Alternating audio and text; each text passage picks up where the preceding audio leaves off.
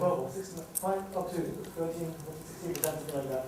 Video is a real engagement killer if you're not careful with email, because the worm writers, the virus writers, the hackers have all basically screwed video and active content in email for the rest of us. Right? They don't work. You put an email player in a video player in your email, it won't play. If you're lucky, you'll get a big blob or white space where that player used to be. If you're not, it'll wreck the layout. Okay? Be very careful with email marketing content if you're relying on video to get your message across. Provide a link for people to read it online. Feedbacks will try, for example, will try and convert a video into a thumbnail preview with varying degrees of success. Okay, but if you're over-relying on active content, it could be a real problem for your subscribers. All right. Now we get to why we're really here. Who wants to touch in? All right. Let me see now. I have organic t-shirt. You're not, I'm sorry, you're the lady. So good. Ladies? Oh, this is why I don't play cricket or baseball. Oh. More. Oh! No, I'm going to do two. I'm going to do another set, and then I'll stop risking workers' comp. What? I know, funnily enough, no, I've never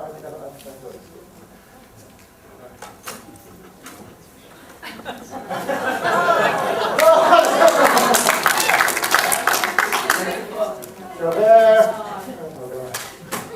Nice close. And if I don't get you, and it's the wrong size, come see me afterwards. All right.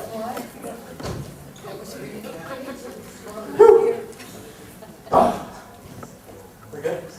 Please don't put them on now. They say that you should make your audience naked to calm the nerves of the speaker. I really don't want it. No offense. Okay.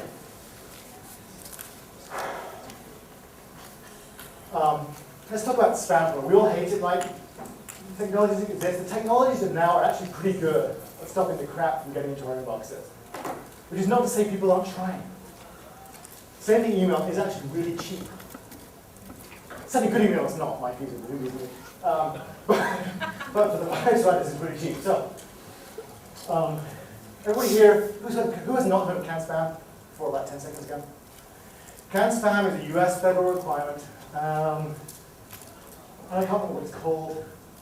But basically, you have to provide things like a physical mailing address, easy opt-outs. You have 10 working days, 10 working days to remove something from the list. If you use a third-party email service, they'll automate this for you. It's completely irrelevant. It's also, you'll notice, not called canned spam. Right? It's not called canned spam. Which means, according to the law, you can't actually email somebody without their permission. That's okay. And we've had people who join Phoebus, for example, who've been knocked off for their metrics. And but my mail's legal. And I said, great. Okay. It violates our terms of service. You must have permission. Okay? More to the point, the ISPs, by which I mean AOL, Yahoo, Gmail, whatever, don't give a flying whatever about whether your mail is legal or not. What they care about is whether you are a good sender, whether you respect unsubscribes, whether you handle bounces properly. They care about what's called IP reputation. Okay? That is important. So CAN-SPAM compliance is required. You must have it. But it doesn't matter. Not unless you're sending like millions and millions of emails a day and you don't want the FTC on your back. Okay? So it doesn't matter. The good news is, if you're using a reputable service from FeedBurner all the way through, vertical response and what have you, these guys, we take care of it for you. Our job is managing deliverability and reputation. Okay? Your best email subscriber is the squeaky clean new one. Because, whoo, they're pumped. They've gone through Squeaky Lettuce. They've confirmed, right? They are excited to be here, okay? What do you do with them? Most people do nothing. Okay? Most people do nothing. You're going to fix that. Set up an auto response. Even if you're not offering an incentive, congratulations, you're in for the monthly drawing of $100, whatever it is you're going to do, right? Say thank you, make your mother, there she is again, make your mother proud, be polite, say thanks, we're glad you're here. Okay? But what you can also do then is say, you know what, thanks for coming. Got a special offer for you. As a new subscriber, you qualify for what? Something exciting. 10% off your products, the ability to subscribe to more mailing lists. Okay? Surveys. Darren Rouse at ProBlogger has a Google. If you do a search for ProBlogger and autorespond, he's got a great diagram of the system he uses to engage with new subscribers once they start. It's like 10 different posts that go out over several weeks. Okay? Everything is new, it's slightly different. It's a survey, it's a here's the top post, here's a discount, have you tried this? Okay? Reward people for sticking with it. You don't want them to leave the list. Right? Thank them with something of value when you're done. And again, it doesn't necessarily mean money, but if you've got, you know what, my ebook, my top 10, let's go with like crochet patterns, if that's the kind of site you're running, right? Or the how to make your home greener in 30 seconds or less, right? Give them that when they're done, right? Make sure that they know the reward is coming during the series, otherwise they're not going to know to stick around. Only 4 more to go before you get your special reward from Doohickeys Anonymous, okay?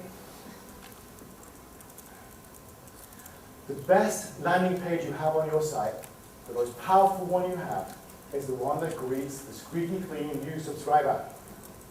Do not waste it.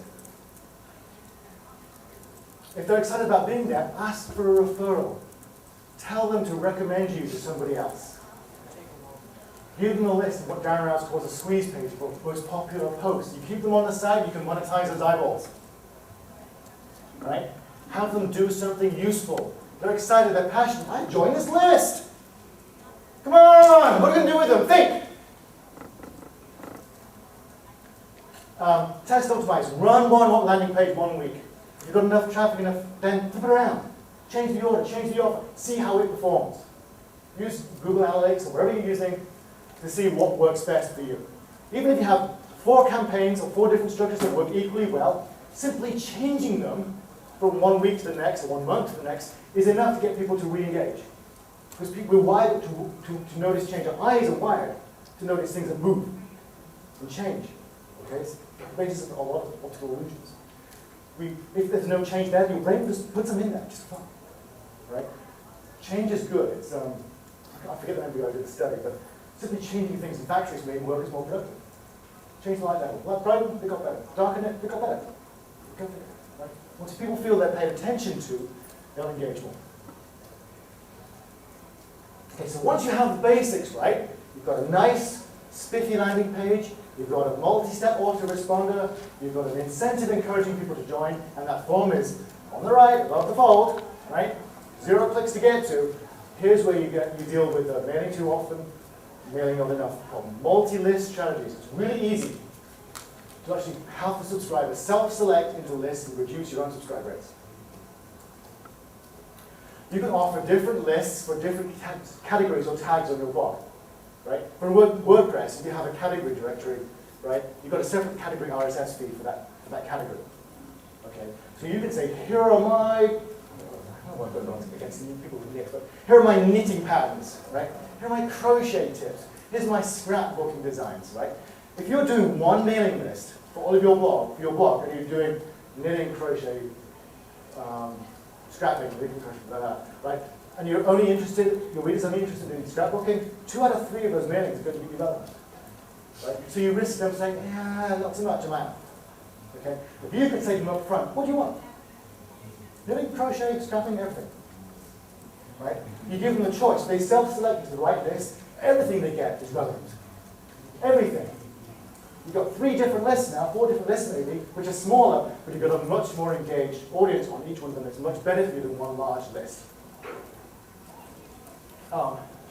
Back to Money Saving Mom.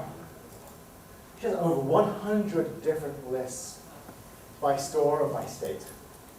Right? So you can sign up for CVS, Kroger's, and Bottom Dollar Food. I don't know what Bottom Dollar Food is. I don't know.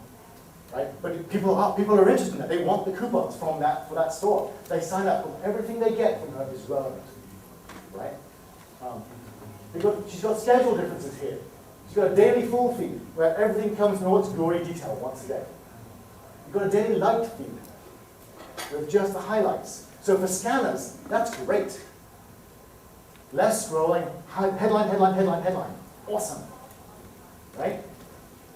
The weekly one, for people who don't email too often, right? I'll just take a weekly digest. Thank you.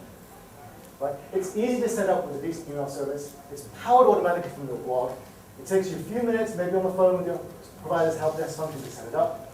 And all of a sudden you're on fire and forget, but you've really got it working for you really well. The quality list now is all this big list. Engaged subscribers getting what they want, when they want it. It's relevant, it's timely, and you have permission. Yes? Now, I'm not suggesting if we have 100 lists. That might be a little overwhelming for most of us, but you can probably think of at least 3 or 4 that will work for your blog and your readership, yeah? I'll take Elise Bauer again at Secret Recipe. She has everything. She has recipes only. I think she has vegetarian. Because those you can sign up for her blog. It's pretty basic choices, all you need to have. So, this is where you're going to get there. And good Lord, I've already done